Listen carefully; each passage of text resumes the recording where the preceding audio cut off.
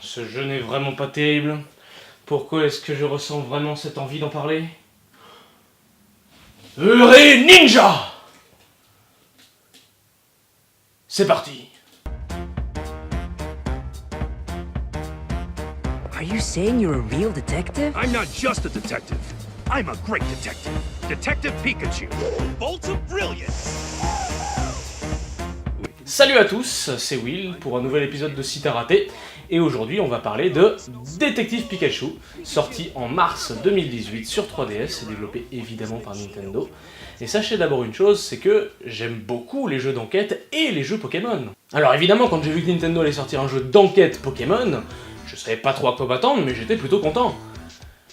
Et ben... j'en ai pas eu pour mon argent.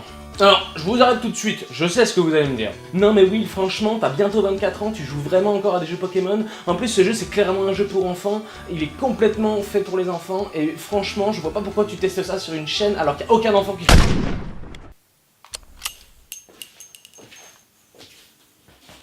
Et si vous me dites ça, sachez que je vous emmerde. Effectivement, Détective Pikachu est plutôt axé pour les enfants, mais ça m'empêche pas d'y jouer. A priori, les seuls jeux pour enfants auxquels je vais pas vraiment jouer, c'est les jeux à la con de type Dora l'exploratrice, où faut cliquer sur des connards de renards qui essaient de te voler des trucs pour lui montrer la direction. Et on est bien d'accord que c'est pas ce que vendait le jeu. Du coup, effectivement, je l'ai acheté, je l'ai fini, et même si j'en attendais pas grand chose, bah je suis déçu quand même. Alors pas par rapport à mes attentes d'origine, ça non, il est complètement dans mes attentes d'origine. Par contre, en jouant au jeu, je me suis dit mais putain, le potentiel gâché. Pour le speech, c'est Tim, le fils d'un détective qui a disparu, qui se retrouve à Rhyme City pour essayer de retrouver son papa. Il va retomber sur le Pikachu, le partenaire de son papa, qui étrangement ne peut parler qu'à lui, avec une voix d'adulte. Vous voyez peut-être où je veux en venir. Ce Pikachu qui est un grand détective et qui adore le café, comme le père de Tim, va donc faire équipe avec le garçon pour résoudre plusieurs mystères.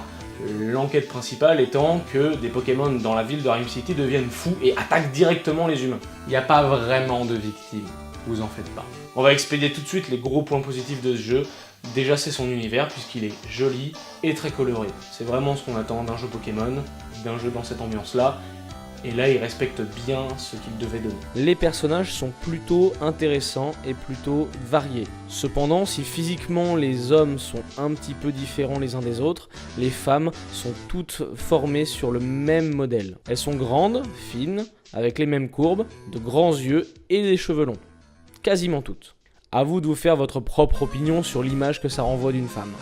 Les dialogues et les doublages, bon, c'est un petit peu de type un épisode de l'animé de Pokémon, mais dans l'ensemble, c'est pas trop mal fait. Un peu niais, mais pas trop mal fait. Les doublages, par contre, ils sont seulement en anglais, et pour un jeu pour enfants sorti en France, je trouve ça un petit peu triste. Et pourtant, l'introduction, elle est bonne, il y a de bonnes idées dans les sous-titres. C'est dommage de pas avoir fait des doublages français pour un jeu adressé aux enfants. C'est beaucoup plus attractif, et en termes de com, ça aurait été vachement meilleur. Je pense surtout à ce Bolt of Brilliance de Pikachu, qui pourrait se traduire littéralement par éclair de génie, qui en soi n'est pas une mauvaise traduction. Et ils ont penché pour Eureka. C'est très loin d'être une mauvaise idée, au contraire, c'est même plutôt rigolo comme jeu de mots. Alors pourquoi il n'a pas été traduit? Peut-être qu'ils n'ont pas voulu mettre de l'argent là-dedans en se disant que le jeu de toute manière n'allait pas être un énorme succès. Mais justement, s'ils savent que c'est pas forcément un énorme succès, il fallait peut-être bosser un peu plus le jeu. Parce qu'en termes d'histoire, elle est assez rarement subtile, les enquêtes elles sont quand même bêtes, mais encore une fois, c'est un jeu pour enfants donc je pourrais à la limite le pardonner. Il y a quand même des choses qui sont stupides. Bon, je vais commencer par l'histoire, déjà. Alors, sachez que je vais être obligé de spoiler un petit peu. Bon, encore une fois, vous avez vu la subtilité du coup du Pikachu qui parle. Je pense que si vous n'avez pas compris le scénario du jeu dans les premières heures, vous avez à peu près le QI d'une huître. Je vais juste pas spoiler comment on trouve le grand méchant de cette enquête et son identité, parce que c'est une des seules choses qui est un petit peu surprenante dans le jeu. Et encore surprenante parce qu'on n'a rien pour le deviner avant. Rien. C'est quand même dommage, c'est un jeu d'enquête. On pourrait avoir une progression qui nous amène jusqu'au méchant final avec des indices disséminés partout. Bah, pas du tout. Le méchant final, c'est la dernière enquête. On le découvre parce qu'il a dit un truc que seul le méchant pouvait savoir. Évidemment. Et puis la déduction, on la fait pas nous-mêmes, on est pris par la main, et puis allez, viens, je t'emmène vers le scénario. Encore une fois, on va me dire, c'est un jeu pour les enfants, ça doit pas être trop difficile. Mais les enfants, c'est pas si débile quand même, si? C'est dommage parce qu'avec ce scénario, avec des Pokémon qui attaquent directement les humains, qui deviennent fous, on pourrait faire des vrais enjeux là, à part le père de Tim qui a disparu. Personne n'est en danger. Et encore, le père de Tim, on peut se douter d'où il est quand même à peu près. D'ailleurs, le jeu nous le dit même pas à la fin. Il reste à peu près subtil sur le père de Tim et sur ce Pikachu qui parle. Ça peut être un bon point pour lui. C'est quand même bizarre d'avoir pris les gamins pour des cons jusqu'au bout et juste changer pour la révélation finale. Et au niveau du gameplay, c'est là que ça devient vraiment frustrant. Parce qu'au niveau des enquêtes, évidemment les méchants ont utilisé des Pokémon pour commettre leurs méfaits, et nous on va devoir utiliser des Pokémon pour découvrir la vérité. Mais c'est très superficiel tout ça. Caratrox sait faire du jus de baie avec sa carapace. On s'en fout. Miasmax mange des détritus et relâche du gaz. On s'en fout. Nucléos et Symbios sont télépathes. On s'en fout. Il y a plein de Pokémon comme ça qui restent en arrière-plan pour créer un univers, pour créer quelque chose de joli. Certes, c'est agréable, mais comme Pikachu nous permet de leur parler, nous on a envie qu'ils nous disent quelque chose d'utile. Pas juste une blague sur leur capacité, ou une blague sur leur dresseur, ou une blague sur... J'en sais rien, mais pas juste une blague. Et pas juste du décor. C'est pas possible, c'est pas ce qu'on attend de ça. Surtout que dans une des premières enquêtes, on se sert d'une capacité d'un Oniglali pour geler une rivière. Se servir des capacités des Pokémon pour faire des trucs.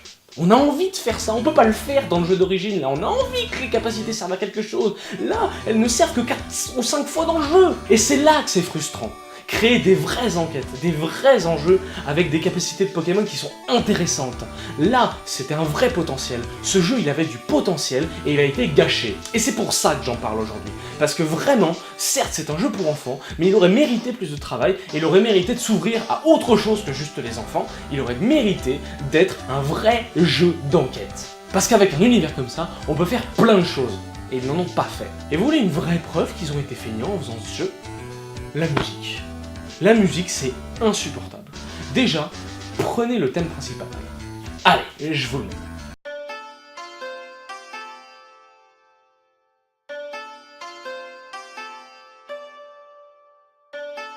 Ah, vous pouvez attendre, hein. C'est une boucle de 10 secondes. Et ça n'ira pas plus loin. Et ça, c'est le cas de plein de musiques du jeu. Certes, elles collent plutôt à l'ambiance globale, et elles sont pas désagréables, mais déjà elles sont très courtes, donc on les écoute en boucle. En plus, à chaque écran, elles se rechargent. Parce que quand vous changez de zone, en général vous ne changez pas de musique sur tout un chapitre, vous n'avez qu'une seule musique par chapitre, à peu près. Et en plus, à chaque changement d'écran, elle se recharge. C'est-à-dire que parfois, quand vous ne faites que traverser un écran de gauche à droite, vous entendez les 5 premières secondes de la musique, elle démarre au début, elle s'arrête à la fin, et elle recommence au changement d'écran. C'est comme si une musique dans votre MP3 se relançait quand vous changez de pièce. C'est insupportable. Et encore une fois, le début des musiques est pas désagréable. Donc c'est de la feignantise, et c'est dommage. C'est dommage d'avoir le potentiel de faire un bon jeu et de se contenter d'en faire un moyen juste parce que c'est pour les enfants. Bon, alors terminons sur une note un petit peu joyeuse qui n'exploite pas du tout les enfants. L'amiibo Pikachu, plus grand que les autres, plus cher que les autres. C'est une putain de patate avec un chapeau de détective qui fait un salut nazi. Et à quoi donne accès cet amiibo, me direz-vous? Eh bien c'est très simple, à toutes les picassènes des chapitres que vous avez faits. Et qu'est-ce qu'une picassène? C'est une vidéo mettant en scène Pikachu qui fait une blague. Exemple. Vive attaque! Oh, c'est trop dur, hein? Mais même ça, c'est pas très bien fait, putain! C'est des enfants, d'accord, mais on n'est pas obligé de leur servir un truc complètement con pour les faire rire. Il y a 2-3 vannes qui font un petit peu mouche, qui sont un petit peu intelligentes, et donc du coup, on les regarde les picassènes en disant tiens, c'est peut-être celle-là qui va me faire rire. Et... donc du coup cet amiibo, il est gros, moche et inutile. Eh, un peu comme toi. Qui est le connard qui a dit ça? C'est qui? C'est qui? Et voilà pourquoi j'ai été déçu de ce jeu. J'ai pas été déçu parce que j'en attendais, parce qu'ils m'avaient promis, non. J'ai été déçu par le potentiel qu'ils ont pas du tout exploité. Parce qu'encore une fois, faire des vraies enquêtes, avec des vraies capacités de Pokémon en exploitant vraiment un univers de Pokémon, même pour faire un jeu pour enfants, c'était clairement possible. Et ça dépasserait sa fonction de jeu pour enfants, et c'était parfait. Si vous l'avez raté, Détective Pikachu, c'est pas un jeu mauvais. C'est un jeu moyen qui aurait pu faire beaucoup mieux. Pas assez passionnant pour vous tenir vraiment en haleine, pas assez nul pour vous faire arrêter. Faites comme moi, servez-vous-en pour vous endormir. Mais encore une fois, vous aurez très certainement cet arrière-goût de peu mieux faire que ce jeu vous apportera. C'est vraiment, vraiment dommage. Et ce sera mon mot de la fin. Sur cette conclusion, je vous laisse. Je vous dis à la semaine prochaine et surtout n'oubliez pas de vous laver les mains en sortant des toilettes pour éviter les infections. C'était Will. À la semaine prochaine.